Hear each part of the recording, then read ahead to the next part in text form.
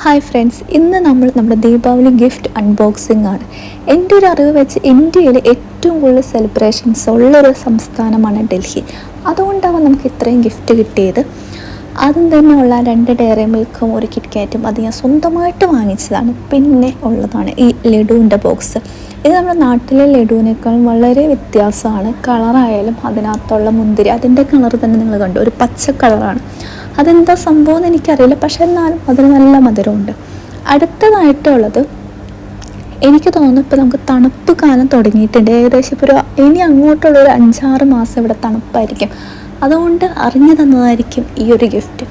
ഇതെന്തായാലും എനിക്ക് ഒരുപാട് ഇഷ്ടമായി. കാരണം ഞാൻ എന്തായാലും ഇതൊരെണ്ണം വാങ്ങാൻ വേണ്ടിയിട്ട് കാത്തിരിക്കായിരുന്നു സാലറി കിട്ടിയിട്ട്. ഇനിയിപ്പോൾ അതിൻ്റെ ആവശ്യമില്ല. ഇതിനകത്താണെങ്കിൽ ഒരു സെറ്റാണ്, 2 പില്ലോ കവർ, ഒരു ബെഡ്ഷീറ്റ്, ഒരു ബ്ലാങ്കറ്റ്. ഓക്കെ, അടുത്ത വീഡിയോസ്